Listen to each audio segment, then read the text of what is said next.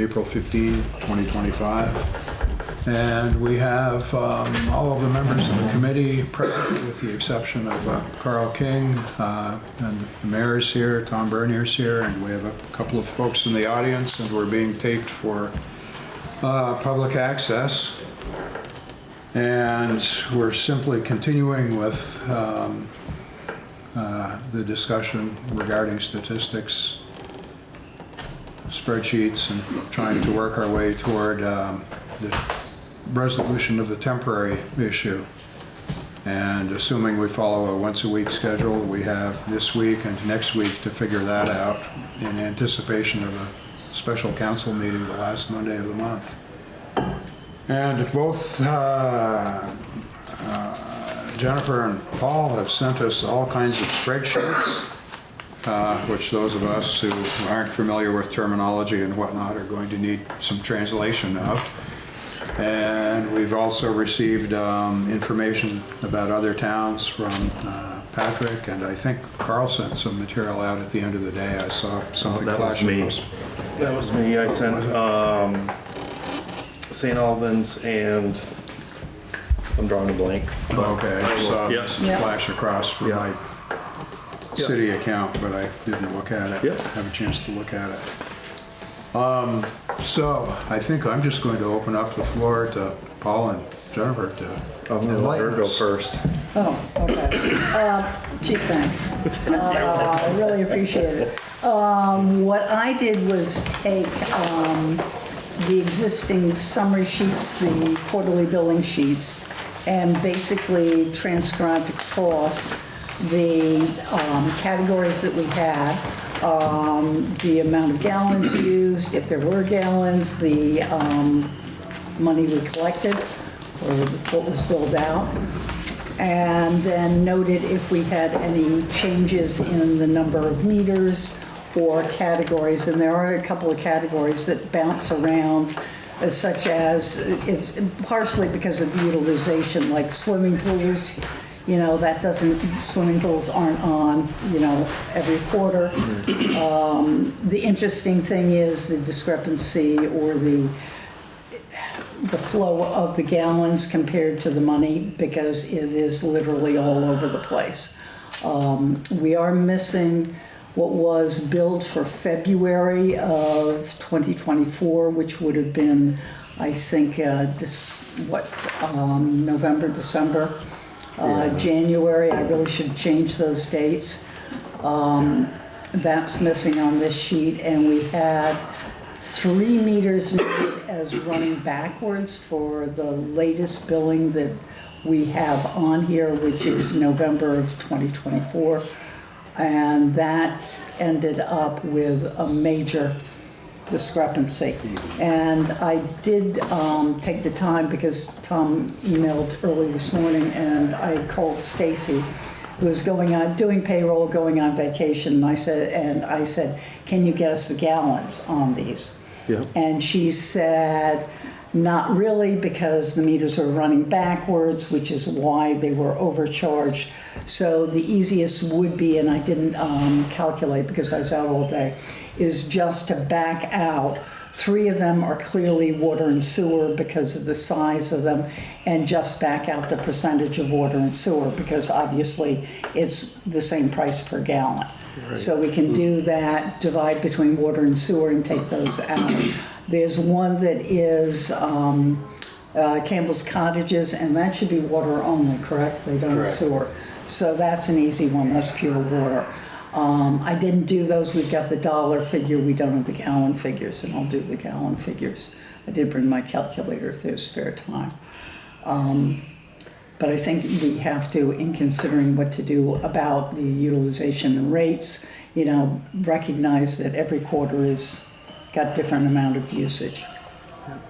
So that's all. It really is sort of simplistic. It's a consideration. I think also I put it on the same spreadsheet. I'd done the spreadsheet for 2014 through 2018. And that shows you, again, the same information. And interestingly enough, our usage has not really changed that much.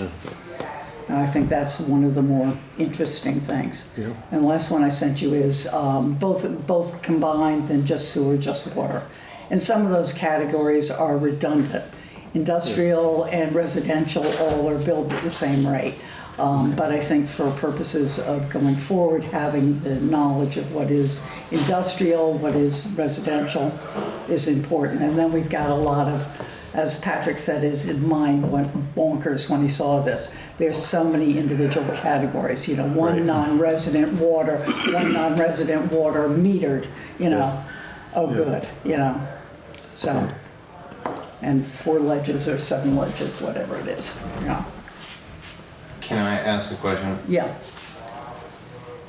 Can you explain gallons billed over meters? Is that just 2 meters? That's not an actual divided rate.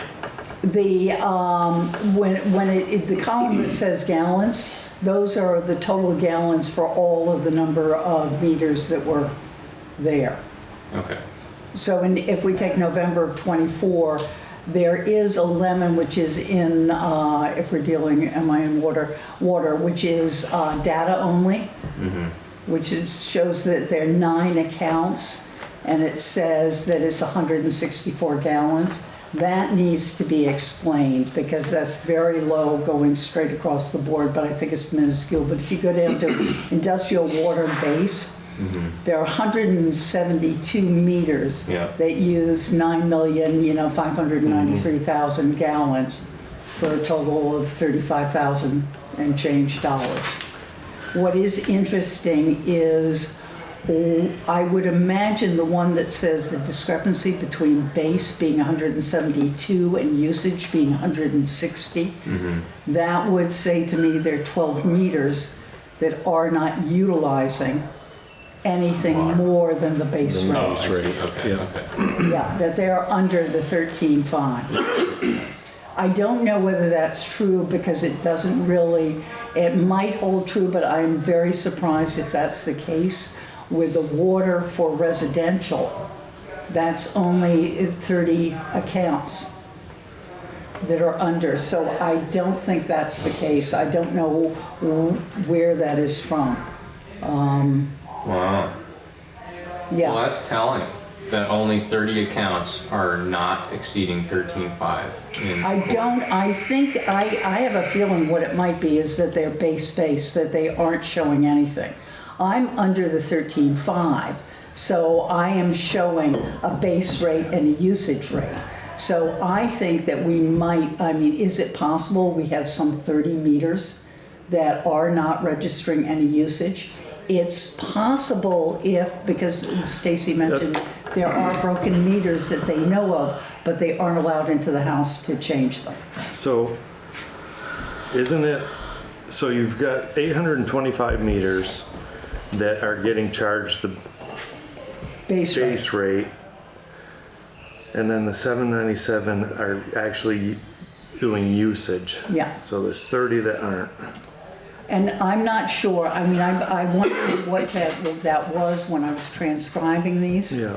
But it seems to be, and you run into it and it varies sometimes. Yeah. You know, it'll go up and down. So I have a feeling it might be that there's absolutely no usage. What we don't know is, are they the same, you know, accounts? And it varies as you go back. If you go to another quarter, you know, it's like 25 different. And, you know. Yeah, what part of the explanation are houses that are vacant because people are either away for the winter or they've moved and the house has been in the case of the house in Framingham, it would show as no usage because it wasn't there, but they didn't even bill out the base. You know, we have vacant as a category, and that goes up and down. Water on and off, obviously, you know, that's terribly seasonal. For those, for people that document that. Yeah. So not all do either. Yeah. Not everybody calls us to shut their curb stop off. They might just shut it off in the house and winterize the house. Yeah. So then you wouldn't have any usage. Yeah. Yeah. Okay, all right, thank you. You know, those are guesses because I didn't get a chance, and I don't think Stacy would know either. I don't think anybody would know until we can locate that exact meter in the spreadsheet. sure. And that's, you know, there are pages, I think she's still pounding these things out. You can go through. The other time we did this, we ended up flowing the usage of every single meter. We took the individual meters, and I still have sheets to tell you what location it was, you know, and how they used it. But right now, I think we just assumed that that this is a case where, you know, it's vacant, it has not recorded in use.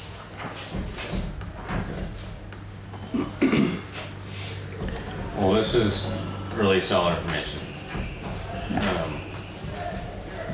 So following up on that, in my spreadsheet, something that leaped out at me that's concerning.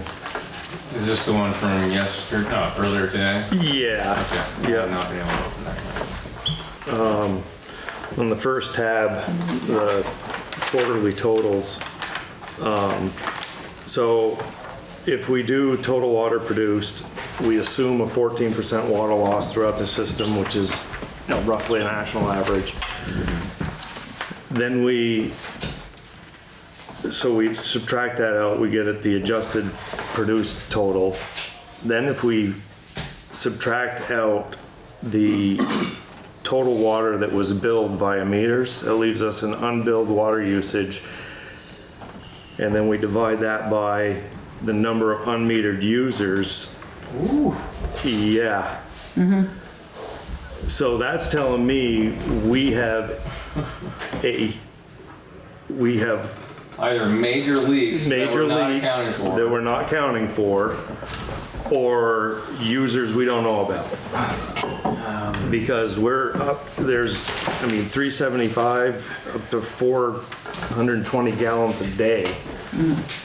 Either that or because residential users are somewhat self-selecting in terms of who has applied for meters up to this point. Well, and Among that's, the pre-existing homes, Right. the high users have tended probably to be the ones that have delayed Yeah. getting on the list. Yeah, But still, I mean, 400 gallons, All through the year? Right. That's a lot of water. that's yeah, a lot of water. every day, I mean, a toilet, even if it's an old toilet, is what, only 5 gallons? Right. What's an old washing machine, 50 gallons? So Yeah. additionally, based on the numbers out of the report, we are at somewhere between 44 and 48% metered In terms of volume. in terms of, right, yeah. Volume that passes through the system. Yeah, So 48% of our connections are metered. Oh, I see. Oh, really? I thought it was. Not according to the report. Oh, okay. So according to the reports, we have, hang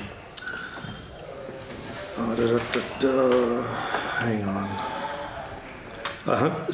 We'll just do August 24 to October 24. 1,792 total connections, and 1,000 metered. So that was the so there was, if you look at those reports, there were handwritten numbers, and that's one thing that Tom, I had sent you an email. I believe it was probably Stacy's handwriting. At the bottom of each report, there was a handwritten 951 meters and then the total. yeah, that was Stacy's. Yeah, so Got that information. that, if those numbers are correct, we're at 57%. Yeah. But if you pull the numbers from the reports, which is under the water connections tab in my spreadsheet, if you pull the numbers from the report, we have a total of 1,775 total connections and 758 that are metered. So I need to understand where she got her numbers versus the numbers that are in the report. If there's a line that I'm missing that was a metered. So, And they never agree. right. Interesting. Yeah, and one other question I have, just for clarification. Is it true that the only properties in Newport that are not metered are single-family residences? No. Yeah, I was thinking restaurants, Or are water usage. I think there's some commercial and there's some apartments, potentially. That are still not metered. I think so, It's possible, yeah. part of the reason for my question was to know what group of people we're dealing with, but the other part was that depending on what those non-single-family users are, that might explain some of the higher gallon per day for the unmetered, depending on what they are. Yeah. Yeah, as long as we're picking up like the pick and shovel laundromat or the other laundromat in town, Yeah, those are exactly. gonna be some of the big Right. ones. But you might potentially have, I don't know if we have hairdressers that are still operating out of their houses. That would be one that would potentially would use a fair amount of water, Yeah. yeah. No, I mean, I think restaurants, supermarket. Restaurants they should all be there, as far as I know. When I looked at it, almost all the commercial were there. Where, they ended up, some were doing better than others on the old rates. We had office buildings that were paying a hell of a lot more than, commercial, restaurant establishment. But, you don't know with home occupancy what that might all entail. So while we're on this topic and I'm just trying to think of action items. Would it be helpful to use the metered connection data to figure out which properties are not metered, pull those properties out, and then rank them somehow to try to prioritize them? We can do that with proxies kind of thing, so would that be helpful to the group as a long-term strategy? This is not going to deal with figuring out rates, but Correct. Yeah, long term, we definitely need that information. so is that publicly accessible for me to get from Stacy, address for meter? Of what's metered and what's Yeah, not. do we have that? I'd have to say I have most everything. Every time the guys put in a meter, they put it right on our ArcGIS map. Okay, so So I have a layer on my mapping that has okay, And meters. I think you would ask me that. yeah. And there is a printout, but you would have to, if it's the same as what it was before, which I would imagine it would be because we were using NIMRAC back then, you would have to look at what the bill amount was to know. And I've got, I probably have the base for the majority of that.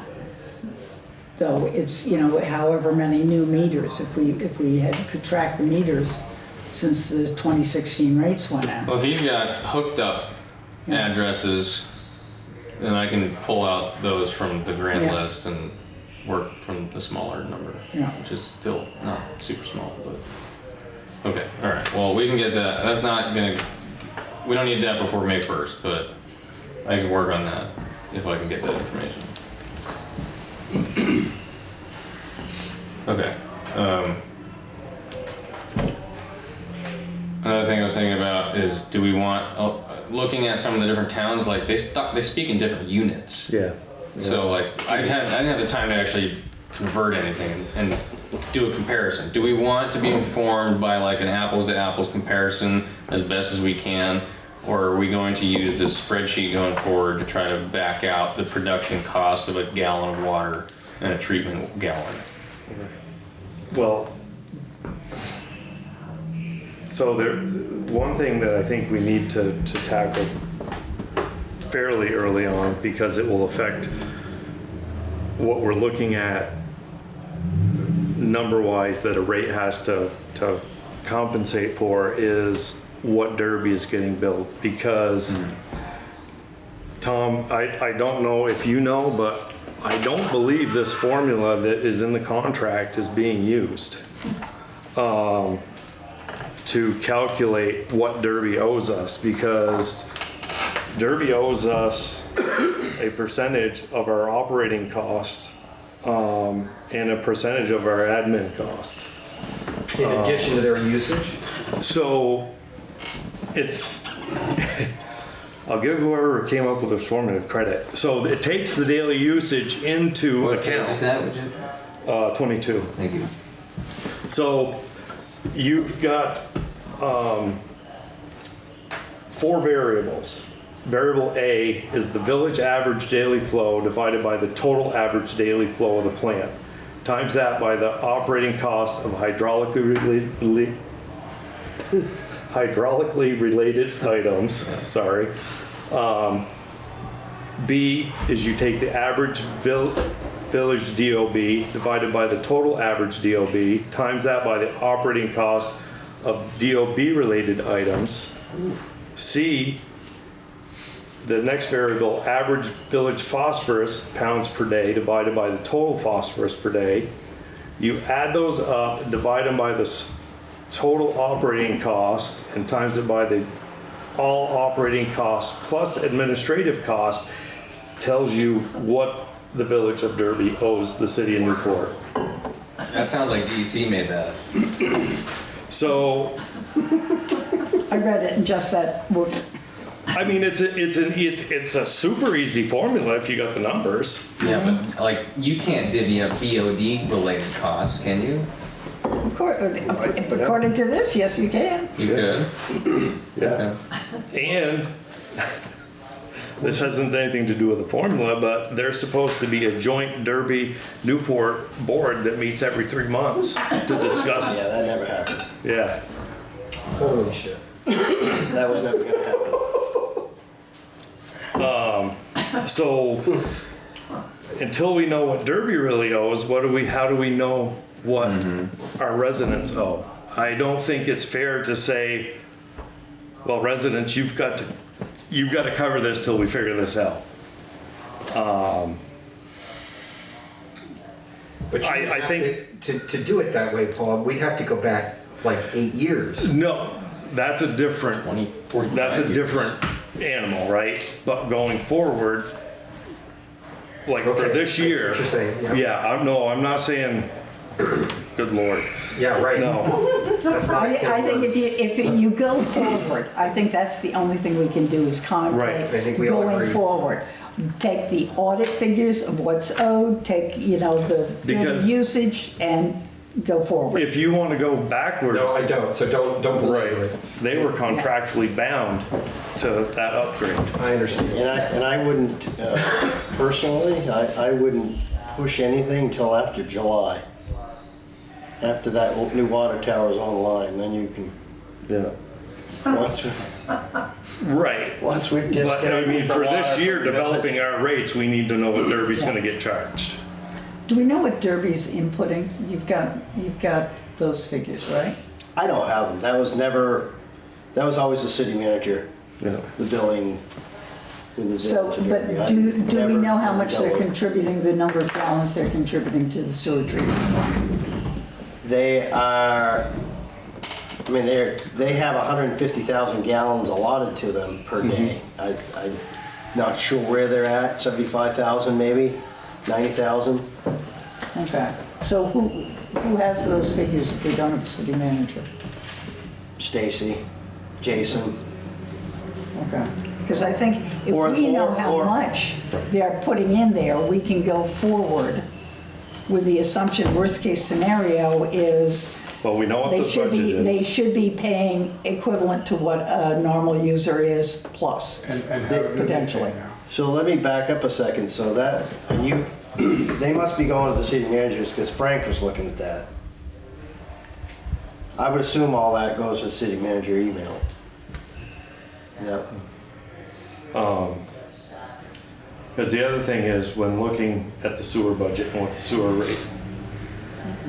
Now, this is specifically sewer rate, but when we look at that, we have to, it is my firm belief that we have to pull those water meters out of the sewer budget. When developing, you can't leave those water meters in there and use that total operating budget to calculate Derby's rate, because that's just a falsity. So in Derby's calculation, those water meters have to be pulled out of sewer for calculation purposes. Which I think is fine. I mean, we should note that down, and when we approach Derby, Right. say, okay, these are the improvements we've made. Yeah. If they want to go backwards, then we go backwards, but let's, Right. propose. Yeah, I mean, I think obviously they've probably been getting a steal of a deal. I don't believe we've been overcharging them. Well, clearly. Yeah. The So pain point's gonna be if we start charging them according to the formula going forward. legally Well, bound let's hope that the contract. formula actually pans out in our favor. Right. Nobody's Yeah, running. exactly. We got to run it to know, right? Yeah. So, Yeah. Okay, so let's assume for the moment that do we have enough information? Can we have enough information right now to do a serious guess at the various pieces of data needed for that formula for next year? Well, it sounds like essentially Tom's the only one that can do it. Right? He knows what's in the budget related to DOB. He knows what's in the budget related to the hydraulic aspect of the system. What's in the budget related to phosphorus. And then we can pull out the administrative costs from the budget. That's not an issue. But A, B, and C, I think Tom has to do. And then D, we can do. yeah, we got that heavy lifting at the end. Or, Stacy. Well, here's our challenge. Stacy goes on vacation tomorrow for the next 10 days. Yeah, I know. So we're losing her at the moment we most need data. So Robin should be able to help us get in and poke around in there, I think, and we'll just have to see what we can come up Yeah. with. So one of our recommendations is going to be going forward, we use this contract. I've got that noted. And I've also got a note that I can try and go back tomorrow into the old city manager email that I archived with Dennis's help a month ago, and see if I can track down anything from Derby related to, what would those subject titles be? What am I looking for? Just look up Village of Derby. Anything and see if- Village of Derby. Yeah. Good idea. That's Okay. it. All right. And then somewhere in our accounting, there's got to be, the payments coming in, the bills going out to them, the payments coming in, that should Right. potentially give you at least the prior information. And if we have the prior information to match the quarters that we've got here, Okay. So I feel like we're gonna be, it's one thing to do an exercise for information, it's another to like actually lobby this back at Right. Derby, right? So like we gotta be pretty thorough about like how we, is there any language in this contract that explicitly says like how you are to measure the daily flow and the P and the BOD? I did not see Just that. wanna, and like, I don't know, like if there's things in the budget that they could, or in, the operating costs that they would pick apart potentially, like we just wanna be very, Well, and I think that was where we got to yank the water meter. sure, no, that's a good call, yeah. But, Okay, well, I guess what I would say is for the purposes of our task between now and the 1st of May, Yep. I think we do our best guess based on the formula in the contract Yep. on what Derby should be billed next year. And then we build the rest of the rate system around that. Yep. And then early in May, I can reach out to the Derby Village Select Board and ask if we could have one of the mandated quarterly meetings Right. that we haven't been having Right. to begin this conversation. And we would have it probably with this group, and get them to come meet with us so we can start talking about that. Did no, I you- think that's a good idea. Did you ask Stacy for a past bill to the village I did not. to see how we've actually been I, calculating it? yeah, I did not. I can ask chance Jim to for do that that. tomorrow. Yeah, the it would, committee is it would be supposed to good if we be two could city get going people back and to two- 22. Sorry. So, okay. Yeah, I was just saying the committee is supposed to be two designated people from the city and two designated people from the village. And There's also a provision in here that says that both municipalities shall share equally in the cost of the audit of the operating and administrative costs. Right. Yep. So just making up numbers, if the city spends 80,000 on an audit and 20,000 of it relates to sewer, then the village is supposed to pay 10. 10 of it. Yeah. Just, Yeah. 50%. Yep. Yep, that's what it says. Yeah. Yeah. I forgot that. Yep. They've been getting a free ride. Yeah. John Wilson would have some information on that. I'm sorry? John Wilson would have some information on that. I mean, unless, unbeknownst to us, there was an addendum or something signed after this. Which was when? What's the date on that? This was February of 1980. A court case intervened at some point. That was water. No, Pardon? that was water, not sewer. Okay, thank you. Yeah. So nobody in Derby even probably knows that. No. Nobody. This is 45 years ago. Yeah. Yeah, it even predates my time. I'm having a great time sharing good news with people. It's going to be good. Well, and of all of the people whose names appear on page 28, literally only one of them is still alive. Who's that? Fred Eschker. Fred was a part of it? Yes, he was a village trustee in 1980. Really? But every one of the others is deceased. Tom, in any of your seminars or anything you go to, have anybody mentioned what a reasonable infiltration rate is to be expected on the On the wastewater? sewer? Yeah, on the sewer. Is there a percentage that they use to say, expect this much? Not sure.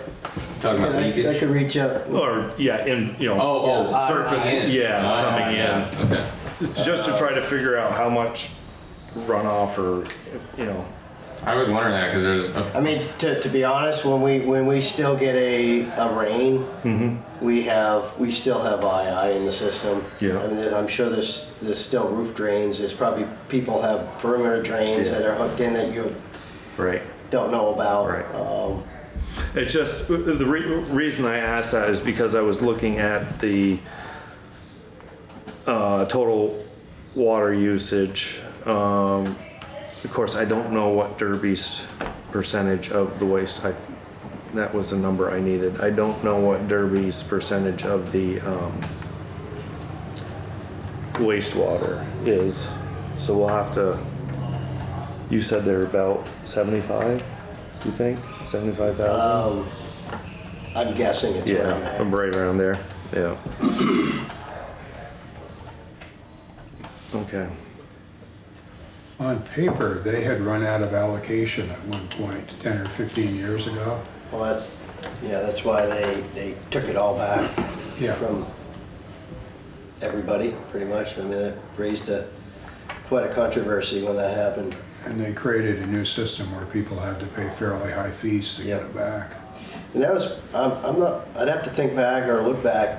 Of course, the state, it was quite a few years back, the state used to track your allocations. So we still have allocations that are on the books that was given out prior to that date, that when we came out with our new ordinance. So in the new ordinance, we no longer, it resorts back to us if they don't use it, whereas previously, like Doug Spates, Pine Bluff Estates, Dina holds quite a bit. I have a full list in my office of properties that are holding on to sewer allocation in the city of Newport, and you couldn't take it away from them.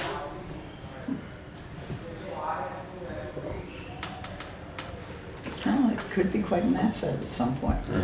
Oh, Okay, so if let me just see if I'm beginning to get a handle on this. Sounds like two foundational things that need to be done before we can begin working on the actual rate structure. Is one, we need to calculate what we think Derby's bill should be according to contract for next year. Yeah. And two, we need to appropriately allocate the cost of meter installation from the sewer into the water Correct. section of the budget. Yeah. Those are the first two things. And Yeah. what else has to be done that's foundational to getting to a rate recommendation? I think, well, I don't know how to address the average daily consumption for unmetered users.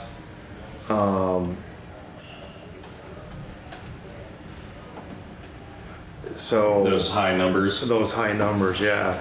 I don't know if, I mean, that number is gonna have to, until we know, until a system integrity study is done, we're gonna have to assume that there's additional water loss than the 14% and spread it across metered and unmetered. Is my thought, but I'm open to suggestions. Well, it's interesting that the average unmetered usage per quarter is pretty damn consistent for a lot of quarters, and then Right. it plummets by 75%. That is very interesting, yeah. So, and that might be, you know, that's a weird little outlier, and it was last quarter, and we don't have this year, this Right, we need the individual numbers for this quarter. November 1st to January 31st. Yes. They should be there. I didn't, if they are, I didn't get, Okay. Well, you go down, are they on your spreadsheet? Did you get them somehow? no, I only got what Tom sent. So literally, we're missing the one that was filled out in February of '24. Which was for 2 months or 3 months? Everything's 3 months. It was November 1 to January 30? Yeah, probably, yeah. Right, November, so I'm missing November 1st, 23 to January 31st, 24, and I'm missing November 1st, 24 to January 31st, 25. So what we're missing is two spring quarters. 2 spring quarters. And then this, I put those in green, and But to Patrick's point, Yeah, it is. the most recent quarter could shed a lot of light on what happened in the fourth quarter of yeah, 24. yeah. If that's just a And I think, inconsistent blip. So see how he got number of unmetered users, this many unmetered.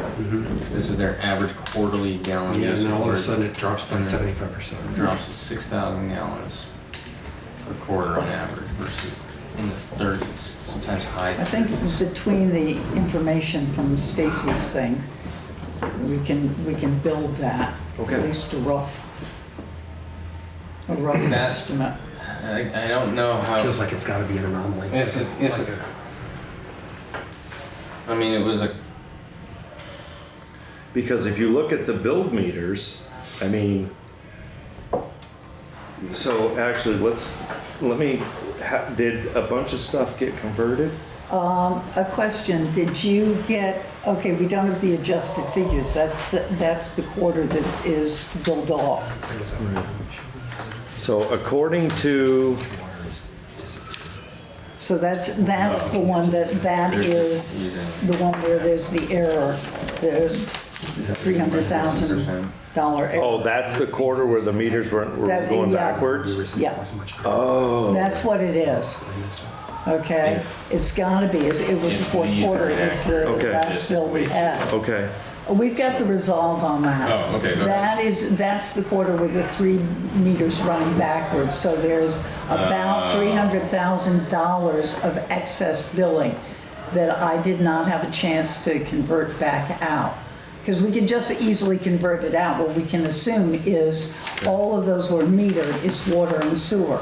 So we just take that figure and prorate it to water and sewer and take the gallons out. Because from the previous quarter to that quarter that dropped, there was only 5 additional meters installed, so. Yeah. Yeah. That explains it. Yeah. Okay, Yeah, and it's easy enough. I mean, everybody's paying the same price per gallon. right. So it's just a matter of taking that. Okay, so if that's true, do we have enough information at this point to begin to calculate the total number of gallons used that we're gonna have to allocate across metered and unmetered accounts? Well, If we get the Derby share in there, because we're treating the Derby wastewater, so that would account for some of that Well, no, utilization. because the right? Derby does their own water though, right? Yeah, they do their own water, but what we've got is the discrepancy in the average gallons of unaccounted for. So, or am I I see. So you're doing this saying- backwards? I mean, if whatever it is, 75,000 gallons come in from Derby a day, then that's going to change our average daily loss, because it's not. Yes, so maybe that's actually, Or is it going to make it higher? Now I'm going bonkers on oh this. no, that's a good question. so So Derby's contributing 75,000 a day in addition to this. that is so we need Derby's number for each of the quarters we're looking at. And we just take it out of. Then we take it out of our sewer, Yeah. out of our total, and it tells us how much Newport City City, citizens are responsible for. Yeah, And then,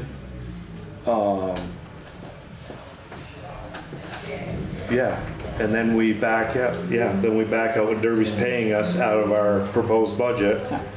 And we've got those two numbers for a sewer rate. On the water side of things, the decision we've got to make is, for our proposal to the council, is what we're going to do with the average gallons per day of unmetered. Because I think it's pretty obvious they're not using that. yeah. But, so that's gonna have to be spread across everybody. I mean, it was why when we did this, we I think didn't use the 14, we used 25% for loss. Right. Which, And you don't think, Paul, that can be explained by whatever the amount of water is that Derby's using that we currently don't have in the calculation? Well, Derby's not using water. They only use sewer. They're yeah, only using- No, but I'm saying, like, if I'm tracking with Jennifer, yeah. the amount of wastewater that we treat for Derby would be, no, Is this shows added the amount into of the water. total, This so is that just makes water, it, yeah. that, This yeah, is just Right, because we're developing two individual rates. It doesn't, yeah. But part of the sewer department's water expense that they pay the water department, the appropriate percentage of that goes back into the Derby costs, though. yes. So exactly, that explains why the water department needs to build a sewer department in Newport. Yes. I mean, they're at Because least Derby tracking needs to pay their share of the water used at the Yeah. sewer treatment plant. Yeah, okay. But honestly, when you look at these figures, according to the utilization at the sewer treatment plant, we're talking less than $3,000 every single quarter. No, Yeah. sorry. You know, It's not a lot. It's not a lot. I mean, in Talking the, about Derby owes? yeah, for what the sewer treatment plant there, 3 meters of base, 3 and 3, we'll call it. And, you know, literally, there's one period where those add up to more than $3,000 for a quarter. It's about 500,000 gallons a quarter that they use. Yeah. So you're talking $12,000. Which, this is a curiosity question, Tom. Hold on, before we move on, Yep. Jennifer, can you tell me where you're seeing this? It's on my spreadsheet. Sewer 2022 forward? Yeah, and up to it from the bottom, it's about 4 or 5 up. TP, MB, treatment plant water base use, treatment plant water usage. Yeah. Be on the wrong sheet, the wrong. And on my spreadsheet, it's under billed water totals. That's okay. I can get by, it's just my honest with it. Bill and water totals? TPMD, okay. So that's usage. Yeah. And then that's what the treatment And plant. that's equivalent to about 3,000. Right. Okay. So Tom, what happened in 22, 23 that the treatment plant cut in half? What did you guys do, change there? 22, 23. Because you were like 1.1 million gallons at the sewer plant, and then That was a quirk, that was 2 quarters. not a, According to it was 500 before that. yeah. So we're looking at these figures. So it was the billing period, so what was billed in October and August, so it was summer. And before that was 5, then you went down to 4. So those aren't the numbers. I'd have to look. Yeah. I don't know Curious. what year it was, but Yeah. we, for the longest time, we used drinking water for a process, and we've switched over to trying to utilize as much as the effluent. Gotcha. Yeah. I'm not sure if that's the year that we did that, Yeah. but Yeah. it Well, made a that's huge probably- impact on our usage of water Yeah. at that plant. That's probably what it was then. Yeah. So can I ask Paul, since the stumbling block now seems to be, how do we rationalize greater loss, water loss, so that you can spread that over the non-metered and the metered? I mean, you say 14% is the average. Right. How high can we go reasonably, rationally, so that you can explain it to a regular citizen? Well, we're not going to use the 14%, we're going to use 20%, let's say. Just so that you can explain why you did that. And would 20% work? Or does that really leave the non-metered people paying a lot of more money? Right. I mean, until you get everybody metered, it's gonna be a shot in the dark of how you divide it up. But to be honest. There's you got to know, be some basis for Yeah. explaining it if But- you're going away from the No. 14. Right. I know what you're saying. Yeah. And I'll be perfectly honest, I have not wrapped my head around that yet. It's hard to accept a 20% loss. It is very hard. 20% is what we figure we're looking at? No, No, I just- no, No, the that's- high end. Yeah. I just threw out a number. And to be perfectly honest, Because that's what I when was we did it before, this didn't come up. We would have to count. It came up here, it never came up. Interesting. We have the water that's pumped out of the well. We have people who are using the water.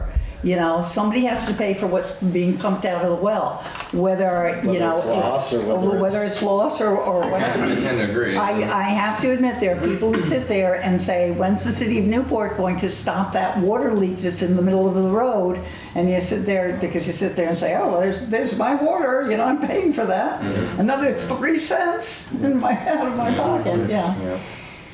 But what can you do? I mean, you know, we got an old system. Right. At least we don't have wood pipes anymore. So what are like the moral ramifications of assuming a loss of 0 and trying to prorate that against both metered and non-metered? Well, technically, that's what we did. We projected that Right. 25% was not going through the meters, so we built that into our rates. So it was like a So- contingency The to the rate. contingency was if you used 1,000 gallons and we knew where every 1,000 was going, you'd pay 50 cents a gallon, whatever. Yeah. But because we are losing 50%, we don't know where the hell it's going, you're paying $1. Yeah. Okay. And So that's- that was the way, somebody has to pay for it, it's an enterprise fund. Yeah. So we, you know, it is a problem. We get rational costs in there. We know that water's being pumped, where the hell it's going. Yeah. And that's, you know, I think we're gonna have to almost develop 2 numbers and sort of weigh the options of both. The very simplistic approach Yeah. is you take what you're producing and you divide it by, Number of residential households and number of commercial households. right. That's a very simplistic approach. I don't know that that's the fairest approach when everybody is not metered. I really think that you're, Because some people may genuinely be using a lot more water. right, right. Well, some people And certainly are genuinely some using a lot more. people, I mean, you know, my wife and I, we're unmetered, and it's just two of us. I know I'm paying way more than I would if I had a meter, you know? And yeah. And I think that's where an ability to take the non-metered lots and characterize them as like, oh, well, an awful lot of these are, have a lot of improvements on them and not just a single family dwelling kind of thing. Or you might find an apartment or. You might find an apartment. I might be able to find like demographic data from the census to like, give you how many heads are in a household. I don't know if that's out there, but it could be. So like you might honestly be able to get how many potential end users in each lot. So that if the information's out there, it might support any sort of hard calls in terms of like, is the majority of the unmetered people or lots, do they tend to be higher average consumers in general, right? Like John said, they're probably have self-selected to that point already. Right. Yeah. Right, because I think the initial 100 test cases self-selected in terms of low users, generally speaking. And there were some high users on it, but the ones who converted over to the metered rate were usually the low ones or middle range. You guys converted fairly quickly, and you're basically mid-range because of the gardening that you do. And that's the other thing we have to take into consideration. Somebody like Pam uses a lot of water in her garden. Do you see a big jump in water usage in the summer months? Yeah. Not that big. Keep in mind Yeah. too, And that would be the August billing or the November billing, yeah, so before May and before October, we do our spring fall flush too. Yeah. Sorry, say that again, Tom. Right. So we'll be doing our spring flush of the hydrants, the water system. I usually do it before turkey season. So before the 1st of May and then before the bow season, the 1st of October. Do we have any idea how many gallons that takes? Is that because all the firefighters are going to be And hunting? it's all, yeah. Really? Is that? No. Oh, I was they all leave? Gotta get it done quick because the turkeys are coming. Just worked out that way. Okay. In the If you're a fall, hunter, it makes sense. in the fall, yeah, the guy years ago, it was. My two guys that did it for a number of years were They were out otherwise. But then again, I didn't want to wait too far. I mean, October started to get cold. And then, May, April showers bring May flowers, so, it just makes, Yeah. I was it cleaning. just worked out that way. And Christmas decorations were always put up before deer season started. Yeah. Because citizens volunteered their truck and half of the city crew was out. So, we got it. So do you do the whole city each, or do you do half and half, or Whole what do you city. do? Yeah. So that's an example of something that like the collective has to pay for. Oh yeah, Absolutely. it's just like fighting a fire. Yeah. Right. That'd be But another question if we had any major fires in, but I don't think we have in the city. Last number of years. it explains some of that number, Yeah. but it doesn't explain all of that number. So here's my radical question. Given that we've got 2 weeks to come up with a recommendation, what seems to me the easiest rationale for a short-term decision that we interpret to the community by saying this is not meant to be a long-term decision, this is only meant to be a responsible decision to make sure that we are not deficit spending in the first quarter to 6 months of the new year, right? That's all we're attempting to do with this rate. And we are going to take the next 6 months, and we're going to do that by saying total amount of water used and total amount of sewage treated is divided by the number of whatever rate we're gonna charge for commercial versus residential, if there's a difference, right? Commercial, I think we probably, I don't know, you have to help me with that, but anyway, divided by the appropriate kind of usage is the amount that everybody's gonna pay, period, for the first, quarter of next year. And then we spend the next 4 or 5 months trying to really dive deep and understand what's going on and figure out a more nuanced approach that we can then take, and we'll know a lot more about how the actual budget is working out with those new rates as well. So, because you had looked it up, John, right? The city has Change it. it literally Yeah. every quarter. Okay.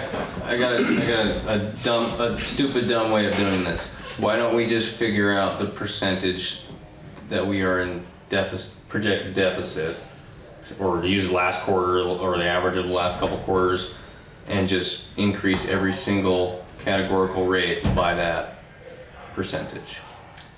Here's a challenge to that, and it's one that I made the motion on, and our council voted for it the last round we did this back in the fall, and the one previous to that where I was just coming on council, which is that somebody somewhere came up with a 26% increase for non-metered and a 6% or 7% increase for metered. And so by any reasonable measure, we've already created an uneven playing field, and to just add on to that doesn't seem to me to be a fair way to approach this. But Patrick's point is good. I was raising my hand because I'm sitting there saying, no, we had a 20-something increase. Yeah. What we do is bring back to a level. Yes, get a level set. A level field, and then potentially do that as a no-brainer and see, because we potentially have time to work out the scenarios. We have a rate increase that has not gone into effect yet, correct? No, we have a rate increase that I think we should have just seen, right? It's all, Yeah. I think that's the one we're paying right now, that we just paid. We made the rate increase in October. Yeah. Was that the means- 28% one or whatever? 26% for non-metered, Okay. 6-7% for metered. So that was billed in February, and it'll be billed again in May. That's right. Yeah. So that one's already been done, and Yeah. we've hit the first bill, and we're about to hit the second, Okay. right? So I would like to see us, especially as the person who felt like I was getting no information or help from anybody, and I was desperate to do something about the deficit spending. I'm not thrilled with the answer we came up with, and I'd like to see us address that problem. So I think So do we just go back in time and start from I think we start from scratch. I think not from September 30th before the. I think what we do is my recommendation for what we propose to the council would be, we know what's going to get built, or we know our build amount. It would be really nice if we knew that all the unmetered ones were residential, because I don't want to give a I think big we're pretty user. close to knowing that. It's got to be close, right, Tom? I mean, there are only 24 or less commercial.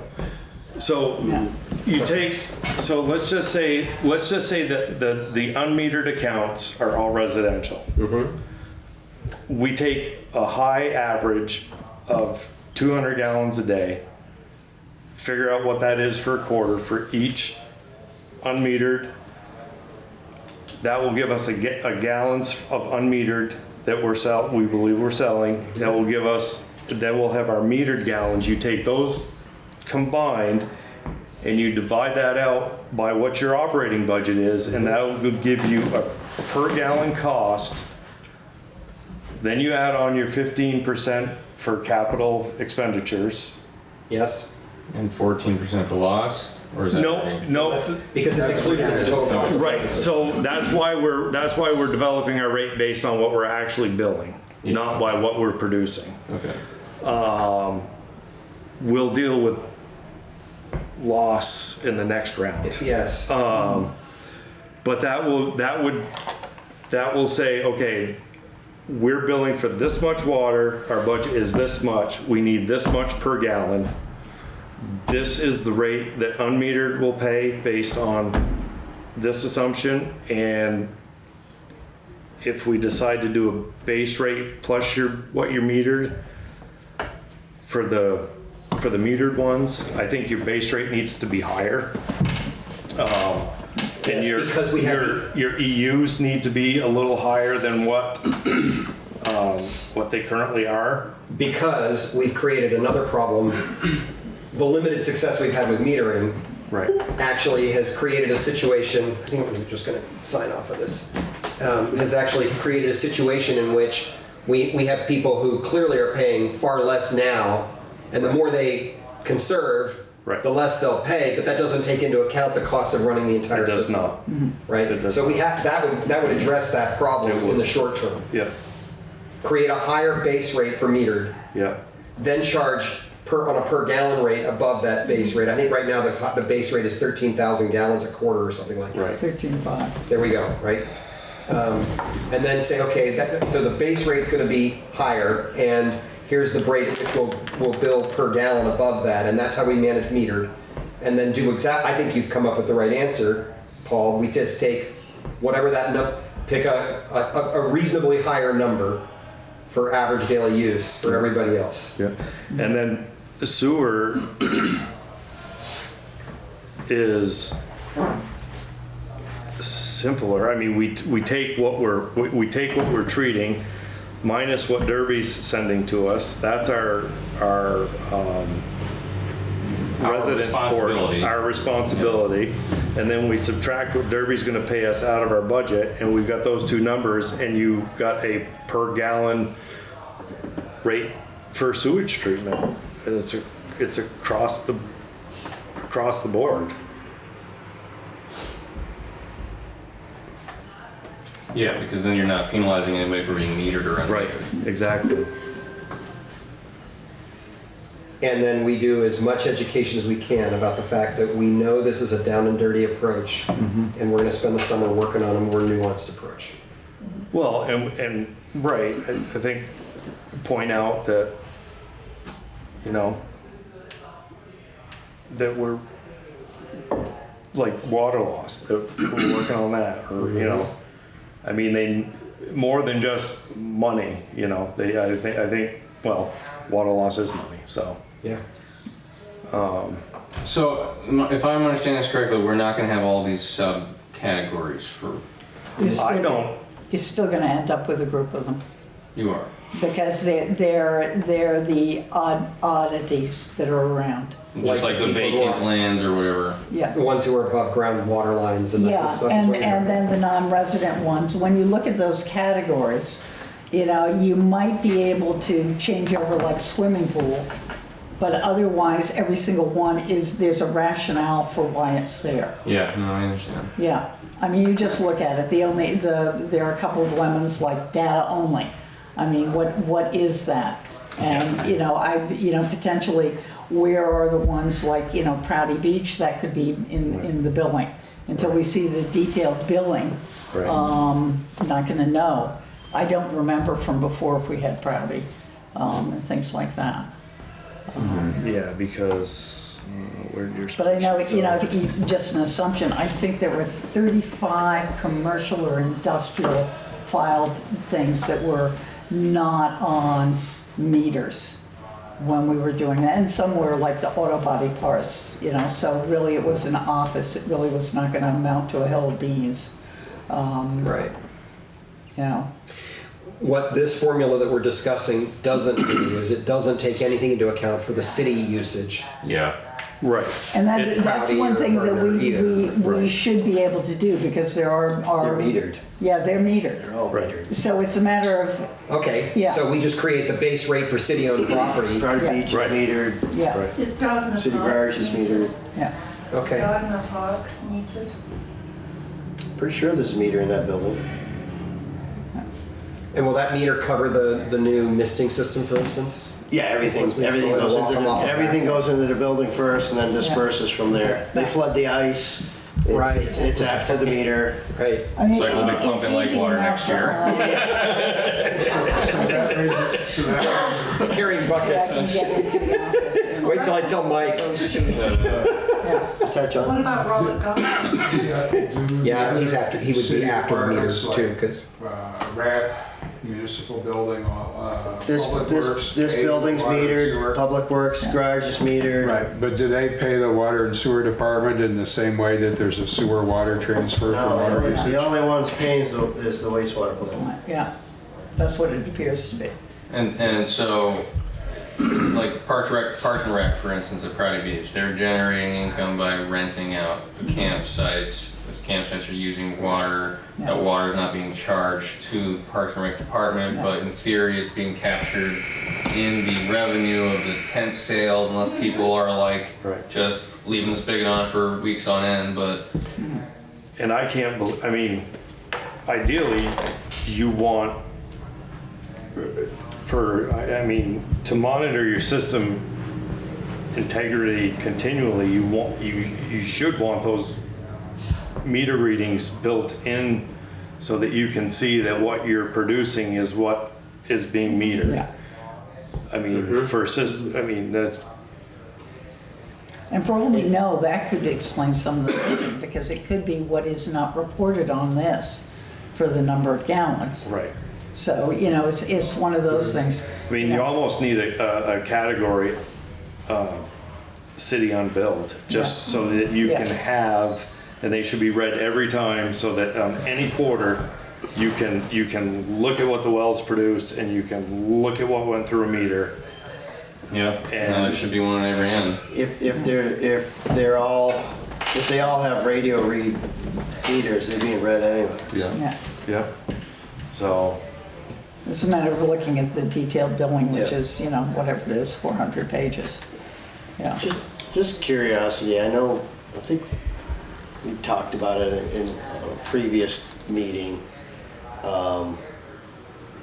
We're gonna adjust the rates, but is there any thoughts of having, say, 1 year, an additional cost, whatever that may be, Recovery fee. beyond your water bill, water and sewer bill, depending on if you want both, say every quarter have a $25 additional fee, whatever that might be, to help with the payback and not so much breaking even or making sure we're budgeting enough money to run the systems. so when you say the payback, you're talking Well, water about and the- sewer currently owe 1.715 as of the 30th of June. All right. Well, so that, I mean, that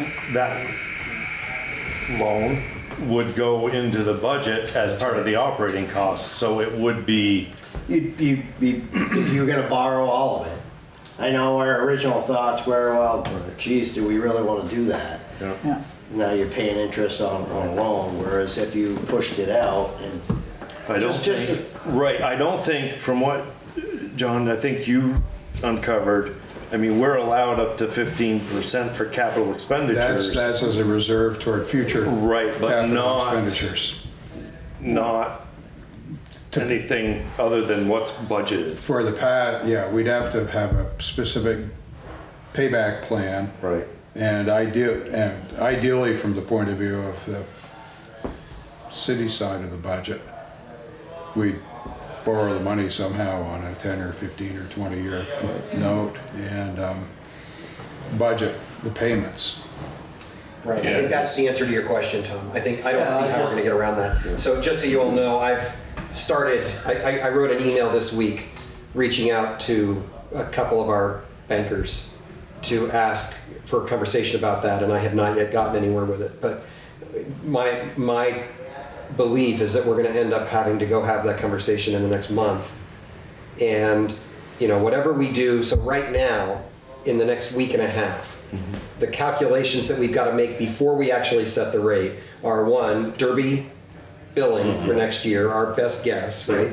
Two, have we appropriately attributed the costs sewer to water that you're talking about, Paul, right? Particularly meters that are currently in sewer. Right. And then three, this question: what's our best guess about what we will have to write into next year's budget for loan payments to address the long-term deficit that's been created. Well, I think if we just start out by doing the 15% as a capital reserve, and then when we know the loan amount, you can set a new rate based on The actual. I don't think we can ballpark that because, If we, given that we can do this quarter by quarter, Right. we need We can come to. back this summer even. right, Exactly. exactly. And add that in. So April, May, June, July, 3 months out, we'd have to know that number by July in order to get it into the October billing. Correct. August 1st, Or, right? May 1st, May. yeah, May 1, July. Yeah, August. August 1st. August yeah, 1st would sorry, be our yeah, date. August 1st, July 31st, say, would be our deadline for getting it into the billing for the next Okay, quarter. I think I could live with that. That makes sense to me, that we don't want to just make a totally wild-ass guess about that. Yeah. Okay, But so we do want to start building capital reserve. But we want to build in the 15% now, which is going to go into a special fund that's Yep. protected Yep. for future capital improvements and unexpected expense and that kind of stuff. Right. Right. See, the other thing we might want to talk with Jim about is the water tower project will be completed at the end of July. What's that amount going to be every year adding to the, I don't know what the total number is. We've got monies, the 997 and the APRA funds that went to, but I don't know what the difference is that we've borrowed that's also going to be added to. Well, that's a very interesting question, Tom, because as I've said a couple of times, I was so fixated on the operations budget in January and February, I really didn't understand or look very closely at the other. I mean, we may want to figure out. But my assumption was that the service on that water tower debt was built into the budget next year. So if I'm wrong about that, you're absolutely right. We should be addressing it. I would just take a wild guess that it isn't. Yeah, I think that. I'm sure it's yeah. not. The good news just keeps on coming. And I would like to, somebody the other day pointed out the auditor's report was where that $1.7 million figure came from. And when you read all of the auditor's reports, the auditor specifically says several times in every report, basically this is based on the data we've been given. Our assumptions when we make these calculations are based on the data that we've been given. And I bet you no one has ever gone back to the auditor and said, you know, the assumption that all of the expense in water and sewage were specifically for water and sewage. But now we found out that 60% of one person's salary, 40% or 45% of another person's salary were billed to water and sewage over a 13-year period when those numbers should not have been billed. And in fact, Jonathan Delabrie, when he was the city manager for a short period of time, was asked how much he spent in water and sewage. And he initially said, well, less than 5. And by the time he was done the last time, he said, well, it was so negligible, it was 0. And So I just to complete, and I've said this before, but if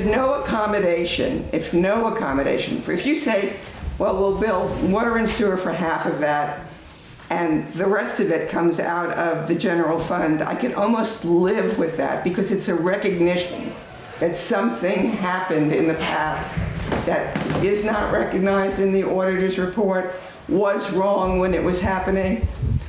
I could live with it. But to say that all of it is attributable to water and sewage is just such a fallacy, and it's just wrong. I was going to address this at the last meeting, and then it got sidetracked. A couple of things. One is that when I was on city council, I have to admit that was back in the 80s, it turned out that every taxpayer in the city of Newport was paying basically for one of the bonds for the water and sewer treatment plant. I can't remember which one, maybe the sewer. They then moved it over so it was just those particular users. So back and forth over time, it has been, and the reason they left it is water and sewer contributed to the general fund for years. And my feeling is it's gone back and forth. There's no way of telling what's right or wrong. The one thing I can say is for all the time that I've been in the city of Newport, and I was involved obviously with this on the council, etc., Jonathan's figures of 5% probably was terribly low. He was learning a whole job. You know, I think that the prior amount of 35% was too high. I think 5% is too low. My philosophy is what I think we're seeing here for Derby, which is, okay, shit hit the fan before, let's stop it, let's just say, cut, this is the amount, and go forward and say, we can't figure it out. And hopefully going forward, we'll do it right. Because 90% of the taxpayers are the same. We're getting a few more nonprofits. The hospital is contributing a great deal to water and sewer because they're using that. They aren't paying taxes. You know, so I think in the end, if we have to start somewhere. And I think it would be great if we could go back, but there is not enough figures. And on top of that, I mean, how long can we spend trying to dig that stuff up? I have no problem with just going forward. When we raise the bill, that's fine. But when we say that there's a debt owed by water and sewage, I hear it. So wait, so listen, it's clear. I want to be careful because, and we've gone down this road, and everybody at this table, including you, has taken to heart what you're like. I hear what you're saying. We don't agree, and I'll just say the piece that you're missing is that whatever number we end up with, $1.72 million that water and sewer is going to have to carry, there's going to be a similar amount on the operations side because we aren't done dealing with the reality of the deficit spending over the last 10 years. Even if we do this, all we've really done is gotten ourselves out of the immediate problem with the line of credit. But on July 1st, we're going to immediately start spending into that line of credit again. So we're going to have to do some other borrowing on the operations side. It's not going to be one-sided. That, in my judgment, we have to do both sides of this equation. And I don't know how, I'll say again what I said at the last meeting. I don't know how to find any other semi-objective way to find a number that doesn't just reduce itself to an argument over what percentage would be appropriate and how do we do it, than to take the audited numbers that council after council received and approved, that had nothing to do with me, right, and nothing to do with most of us at this table, and just take it and accept it, and then move to deal with the other side of the problem as well. So I want to be careful to stay focused today on the short-term question, which is how do we make sure we stop the deficit spending? So I would like to go back. I feel like we had essentially walked our way through some equations here to do that. Has that been written down? Should we write that down? You know, have you broken it out like how you kind of explained it a minute ago about we take out the meter from the sewer budget, or from the sewer budget, and then we take the total coming into the plant. We take the operational costs. Like, can we iron out an approach here? I didn't write it down because I did it for 30 years. I'm getting close. Let's do it. Okay, sure. But I think it would help me to have it in front of me to look at. I can write that out and just email it to everybody. Just so that we're all like, you know, in agreement, because I think the first part is that we got to agree on an approach that we can all understand and stand behind. Yeah. And then with a few pieces of information like the Derby obligations, we can start plugging numbers in. I'm starting to, so that's my first thing, is to write out the approach and email it to everyone. Thank you. So we had,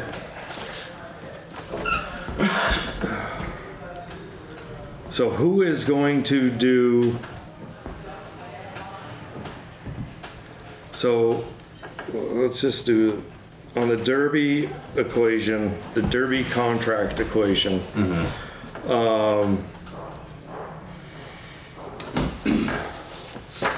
Tom, I'm going to just write it on here. Tom is going to do A, B, and C. A, B, and C. Unfortunately, for Tom.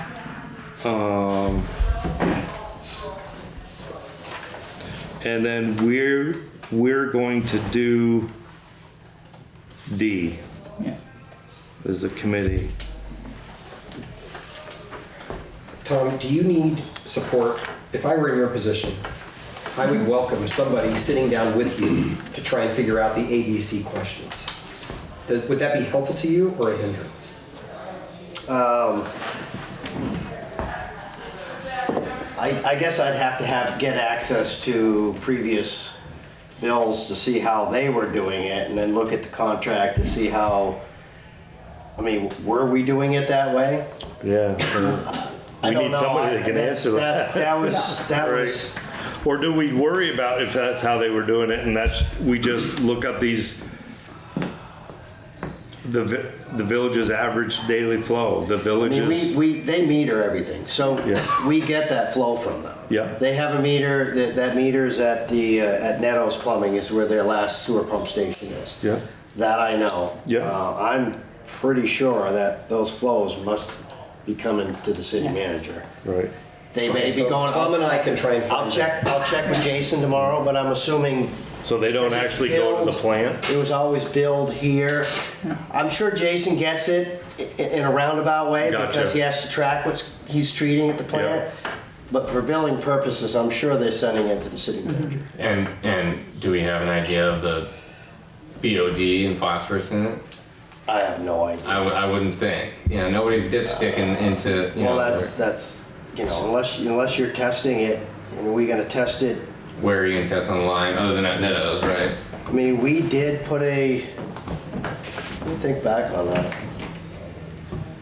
I mean, we may We just have a have to sam, use we the had a plant's sam, we had to put a average. sampler Well, then there. it's just 1/1, which is kind of an odd multiplier, you know. Let me check on True. that, Patrick, because I know back, it's been a few years, but this had come up. We poured a pad right by that pump station, and I don't think, it was a portable sampler. Let me check with Jason. Okay. Yeah. So we did sample it for a period of time, and if it's just regular sewers that we're getting in the city, unless you're getting dumped on from,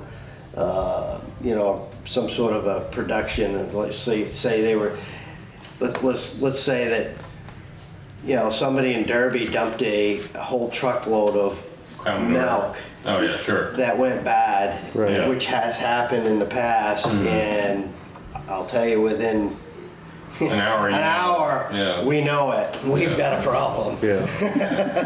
Yeah. So usually it's, Okay. what's coming down is normal than what we're getting. Yeah. Yeah, because I don't know whether Newports would be watered down or enriched. You know. It's watered down, the septage is enriched. The, That's where you're getting your high concentrations of BOD. No, I understand that. Yeah, but like comparatively, is the village's BOD higher than the I don't average think Newport? so. I'm sure we probably have a file on it, because I know we were sampling it there a number of years ago to find that out. yeah. Years ago, I heard that Columbia Forest Products gets water from the lake for watering They do. the logs. They still do. Okay. For their lawns? Logs. Logs, Keep the them moving. logs in their yard. I just happened to have visited there today, They do. and what I was told is that they're using city water. They use city water, but I don't think they weren't No, on the they logs use years the ago. city water for the vats, Yeah, but the logs in the log yard, they have a line that goes to the. Okay, I the understand. bluff cone. I was asking about the vats, and I was Yeah. told that that was city yeah. water. Yes. So the This- question is Spray then, that they do out I got of it. God is the Yeah. way. yeah, the water that comes in comes back out and gets treated. The stuff Correct. from the vats. Yeah. Correct. So Okay. they got a state permit to pull out of the lake? They've been pulling water out of that lake for, You need to only take more than like 10,000 gallons a day before you get a permit. Is They're, that? they're probably grandfathered because they've Yeah. had Could be. those That's pipes been there there since for- at least the 1940s. Really? long time. They used to run actually above ground in front of where Newport Healthcare is, and Above ground? they ran above ground. It was a big pipe like this, and then at some point it was buried. But Interesting. Yeah. when I was a kid, they were above ground because the people down in that neighborhood, back when that whole street was a dirt road, built ramps to jump their bicycles Oh, over the nice. pipe. So, everybody down there was down there doing that. Yeah. But the pipe sat maybe this far off the ground, and it was Sounds like a snowmaking Big, pipe. yeah, Yeah. very big pipe, Yeah. maybe a bigger 10-inch pipe. at So- one time. Tom, on my spreadsheet, could, do you got it in front of you? Or? Which one, Paul? The one that shows the total wastewater treated. I don't know if I printed that one off. It's on the, I think you got it right here. Total Oh, wastewater this one. treated. yeah. So is it possible to add Derby to that? Sure. What Derby's totals are for those quarters, please? Which would be deducted from that Right. column you have. And we can see how consistent they are.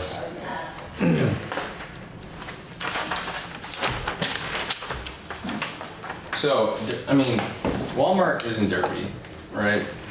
Yeah. And everything, that's where the line is from the water tower in front of Walmart down the street.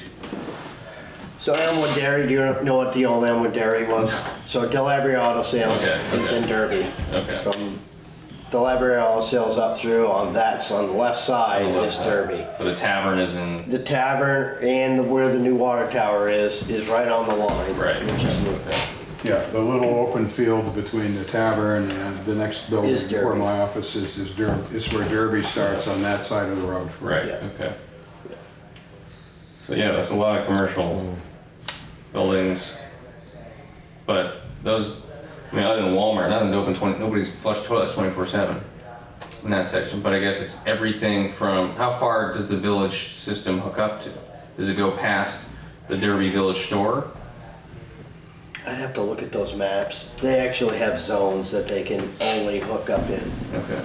Gotcha. According, and it should be, it's actually in that, Yeah, and it goes north up, I think it goes north up to the mobile home park across from where Champlain Equipment used to be. right, that's as part of far it. as it goes. Because I know Gulslan's at one time, they have their pit just past there on the right. They wanted to develop that and we wouldn't allow them to They're just outside that area. Okay, yeah, because this map is just rubbish. You can't see anything. No. There's a whole section in there I couldn't even read, it was so faded, yeah. Yeah, well, it's a copy of a copy of a copy at this point. Yeah, that was clear. Yeah. Yeah, but basically going north out of Derby, it goes right up to the intersection by Mo Provost. Yeah.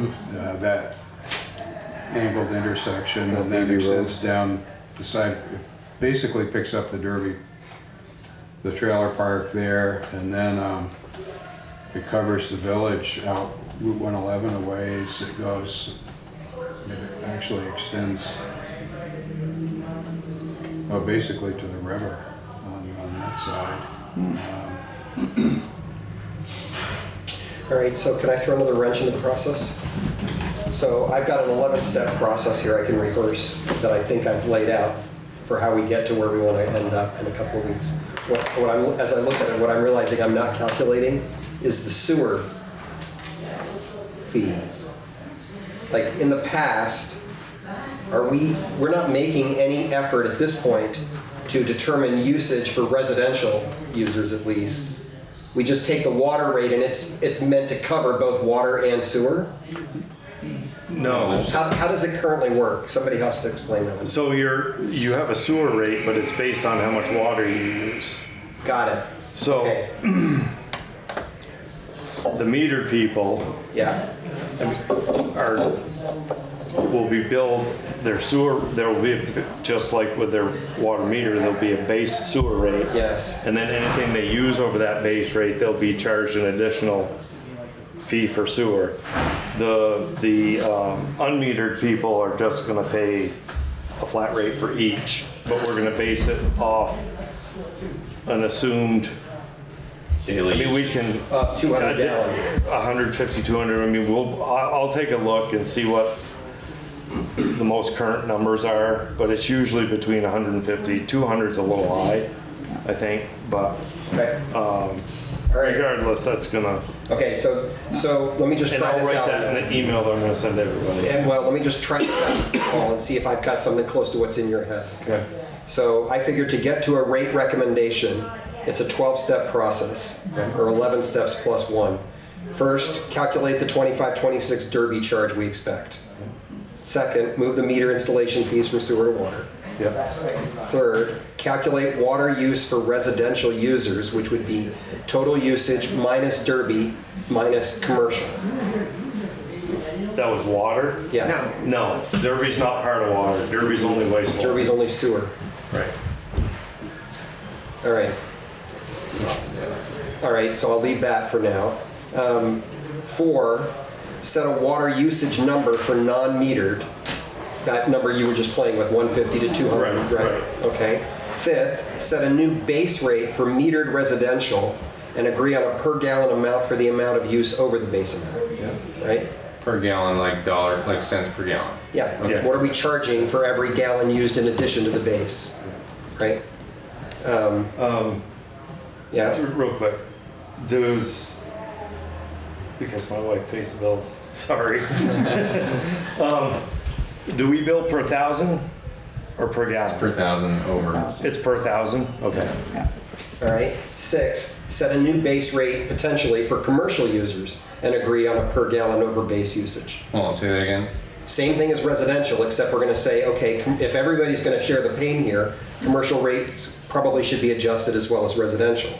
So we're going to do a new base rate for commercial plus the charge for commercial above normal. Every additional 1,000. Yep. Okay. 7, set a base rate and usage for city parks and buildings. So we have to at least consider, are we doing something different? Are we doing the same as residential or the same as commercial, or what are we doing here? Right? 8, determine base and additional fees for sewer based on the water calculations we've made. Right? 9, add 15% for future capital improvements and maintenance. Yeah. On both. On both, yes. 10, set the rates with the understanding that debt service will be allocated for by the following quarter, which is to say August 1st. 11, make adjustments for special users, summer, non-residential, whatever those may be. Go through and deal with the specials that Jennifer keeps talking about, right? And then finally, and this is the +1, hold a meeting as soon as possible with the Village of Derby to start dealing with the hard reality that we're going to have a different way of doing this. Right. That's what I've heard tonight. That's in a nutshell, yeah. That's in a nutshell, but I would toss out, I would question the validity of having a commercial rate, a residential rate. I think you would do better if you did all of them. Doesn't matter what it is. Yeah, but just in consideration, because you don't know when a one-family dwelling is going to become a two-family and go into, a commercial type thing. Yeah, nor do you really know what Yeah. commercial means. As you said, it could be Yeah. an office Yeah. or it could be a factory. Yeah. So I guess what I would say, Jennifer, is we're not adjusting the rate so much as we are the base rate of use. And I think I saw Patrick's eyes roll, because my feeling is if we could get one base, one, over Across the the board. base, across the board for everything. Also, it would simplify things in the city office. Make yeah. calculus. Yeah. Billing. I mean, it's nice to have this billing because we have at least some gist of, where everybody falls. Fair enough. But there's so many that fall between. And currently, if I understand it correctly, I did ask this question a couple of months ago. I think commercial and residential don't have a distinction currently in terms of the cost of the water per gallon. Whether you're, the prison, the hospital. It's all been the same. Or Or a the family down the family street. or a gas station, all the same. One way to rationalize different base rates on the water side is how big is the service entrance coming into the building? Is it a 1/2-inch pipe, an inch Yeah. pipe, a 6-inch pipe? Well, if it's metered, Is it feeding a sprinkler Yeah. system? Years ago, we had, 5 different meter sizes that we were billing. So you were an inch pipe, you were a 5-inch pipe, anywhere in between.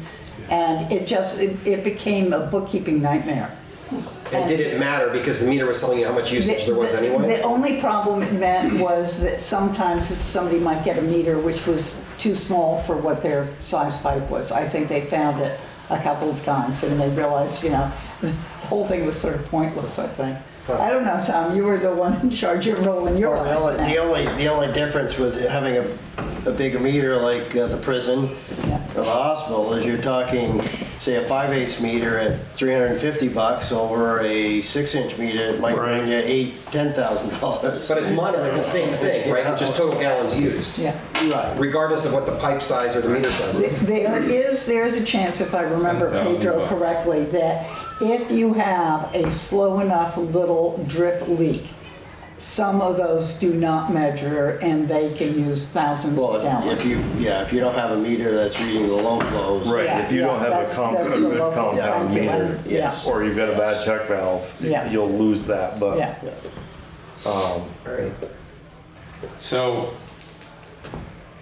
would it be, I think it will be important to provide some comparative municipal rates to the city council with a recommendation. So Yeah. I can work on trying to turn those apples and oranges into apples and apples. Yeah, so I sent two more out. We've got 5 now. Yeah, we got 5 now. Even if it makes the pill easier to swallow or Right. give us a shot in the dark to aim for. we had about 5 last time, but You did? yeah, Okay. those are all, yeah. My only word of caution would be the Williston one, just because, Stormwater utility? no, just because they get their water from the Champlain Water District, so they're purchasing water At a premium. at a pretty low rate. Really, because they're paying more than we are. Yeah, but they've got, so a lot of that has to do with the IBM facility usages and stuff like that. So, Okay. Okay. I think that effort, it really is worthwhile because, you know, I hear people say anecdotally, Newport's water rates are low, and the same people say anecdotally, Newport's taxes are higher than everybody else, but it's Show me actually, numbers. it's hard for me to go find that data. I've been Yeah. trying to sort it myself. so do you have any type of relationship with Liz Royer with Vermont Rural? Could she get us data for similar systems? Possibly, yeah. I Give don't reach out to know. her. It's been years since I've talked to her, so I don't even know if I still. Tom, if that's something that, I mean, you got other shit going on, so if you want one of us to cold call the lady, I don't think she's gonna say no. No, she shouldn't. Who's she with? Rural water. Let me see. And I'll try to see if I can find out something on the meters and non-meters. So, I mean, that table that I think Paul sent earlier about comparable yeah, municipal populations, like, you know, some of these are just available on their websites, so Yeah. we don't have to Yeah. go Yeah. pestering too many. We don't need 200 comparables, right? yeah.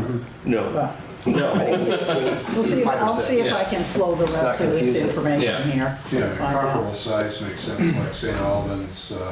Yeah, St. Albans was one, and they got a pretty, I think that was one of the ones, I think their rate was pretty simple.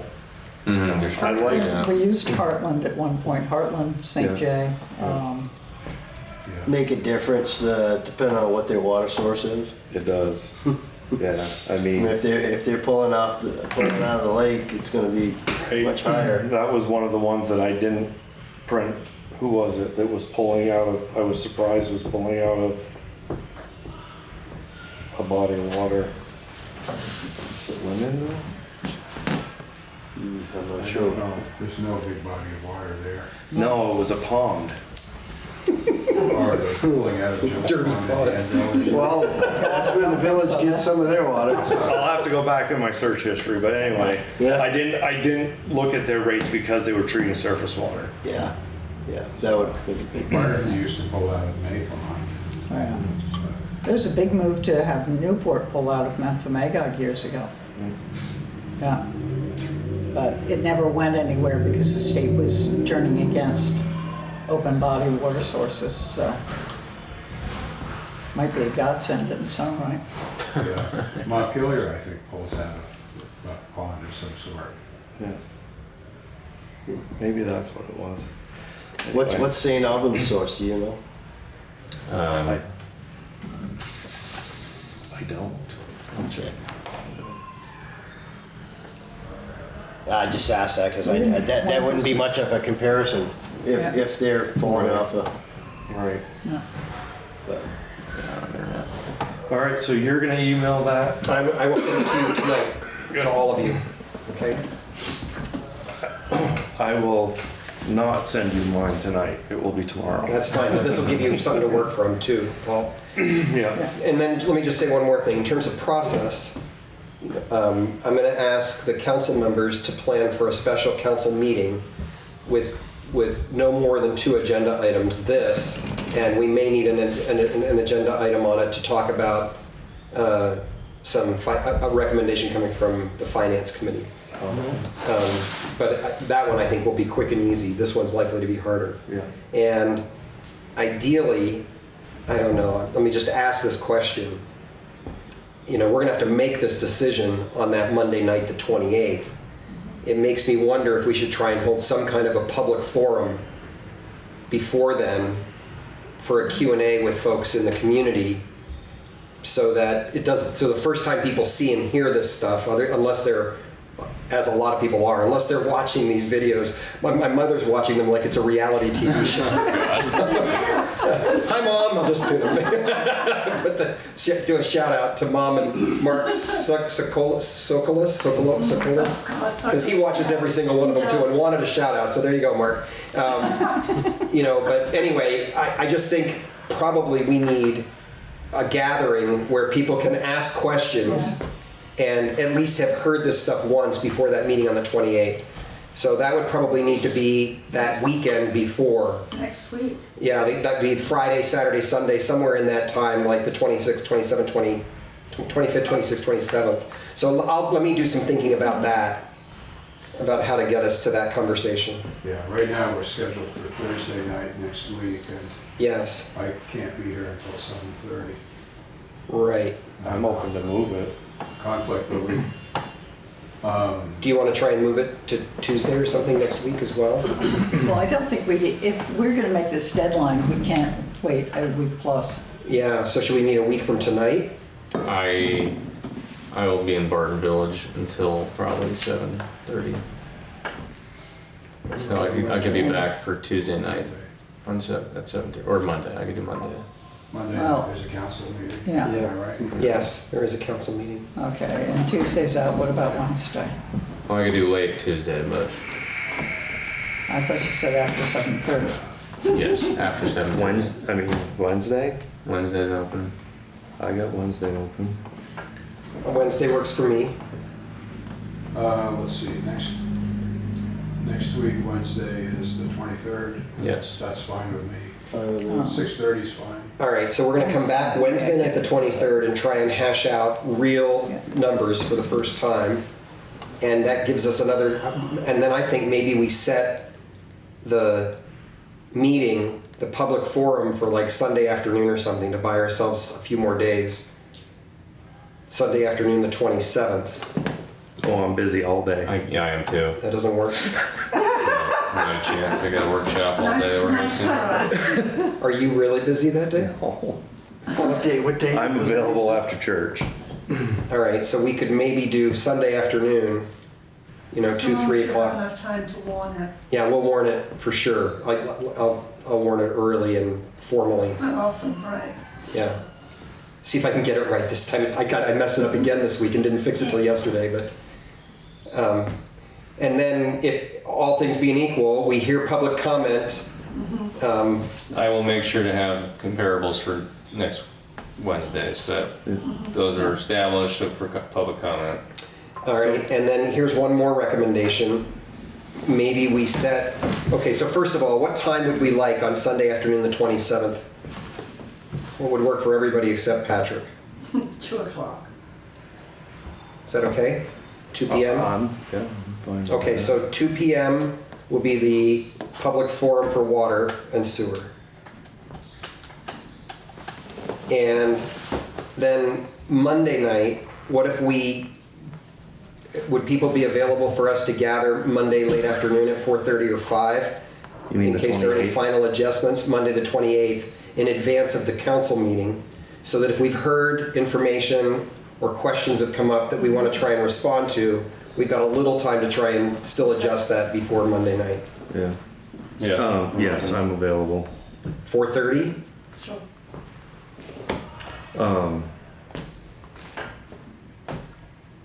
And then I promise I will be a less demanding taskmaster once we get through this initial thing. We'll have more time to work at it and we can relax a little bit. When it rains, it pours, right? Yeah. I'll see about getting down and getting the billing, the latest billing information and throw it into that spreadsheet. Great. Yeah, because I need that for, Yeah. You yeah. were talking about 4:30 was the 28th? 28th in advance So I of get to write the you council down meeting now. at Yeah, 6.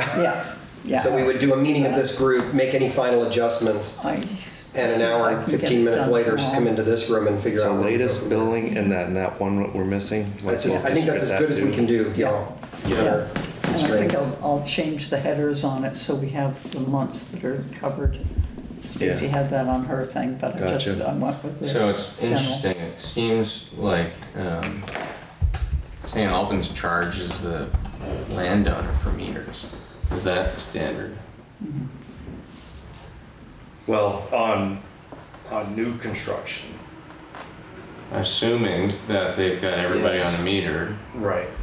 We do the same thing. Okay. Right. Yeah,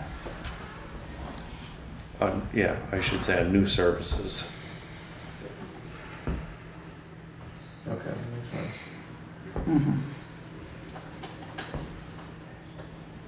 All right, and in the meantime, I'll send these notes tonight, and then let's just keep a thread going, and if y'all want to talk to each other this week, as you were doing this last week, Yeah. to kind of share information and begin to try and flesh out some numbers, feel free. I'll just admit to you, I'll have a hard time keeping up this week with everything else I'm trying to juggle right now. So, but go, carry on, and we'll talk next yeah. Wednesday. I'm not going to be available on the 27th, the Sunday. I have to be down in the Mad River Valley for the day. That's all right, because Paul's prepared to come and take all the heat on behalf of all of you. He is? I think, Oh, you meant this Paul? I thought you meant his brother. no, I think honestly, if Paul and Jennifer and I can be here, we'll, you know, If it were later, I could be there, but we're hosting a workshop. well, what's later? Like 4 or 5. Well, 4 would be okay. I'm fine. I think it'd be great to have you, 4:30? Yeah, 4:30. I can do that. You're confident, let's make it 4:30 Okay. on Sunday afternoon. And that way we're only missing John, and I don't know about Carl, but. Great. So we're moving the 27th to So we 4? better send a 4:30. summary of the 4:30. times to Carl. Yes, I will It seems like summarize he was that in my going to- email to yeah. all of you tonight, Yeah. okay? It seemed like he was going to be coming, maybe he just got the days confused. I think maybe, yeah, because he was invested this week for He may sure. have said something about not being able to come. That he had. Oh yeah, he's did. doing something with Yep, you're right. American Legion or something. Yeah. Yeah. That's right. And we'll do the public forum here, I think. I don't think we need to go get the library or No, the I don't think so. gateway or something for this. We may have standing room only and We got 33. use a bullhorn and yell out the window to people up front. I can get a chart with all the tariffs we're gonna. That'd be perfect. Y'all, I cannot say how much I am grateful for this group and for the thoughtful deliberation. And we'll just gut it out for this first one, and then we can take more time. Yep. I think we made some pretty good progress tonight on it. At least moving towards putting numbers into something. Yeah. And getting the numbers is Yeah. the challenge. I mean, understanding what we've been given a lot of information, and so just like digesting it all is pretty time consuming, and then it just leaves you with your head spinning. So I appreciate Jennifer, pulling this spreadsheet together. I appreciate Paul's spreadsheet. It's very simple for me to read. Yeah, So mine's a thank you little for that. complex, but I didn't know how to. Yeah, it was gonna lose stuff in translation. The only thing I did not do, and maybe I'll go back and do it, is put down the total number of billings for every single time. Because that I cheated, I just put the changes. Gotcha. Yeah. Yeah. And that's one thing, and see if it ties. Yeah. Plus, I never double checked fully the per gallon, and I had made about 3 mistakes transferring the numbers, but I don't know, those sheets print out very small, you know, so. Yeah, that's why I tried to we're put it done. on 11 by 17. Yeah, I think so. I think we've covered a lot of territory, and it's a good thing we have a couple of people that understand math and data to translate it for those of us who tend to get at sea beyond addition and subtraction. I keep telling myself I'm a valuable person because I'm a process person, but I'm not a data person. So. Well, you know, it's always good to know what all the next steps are, so. Yeah. And I just want to appreciate, Tom, if I know you, your day started probably about 5:30 this morning. So thank you for a late night tonight too. Yeah. Appreciate it. Playground's looking good. Yeah.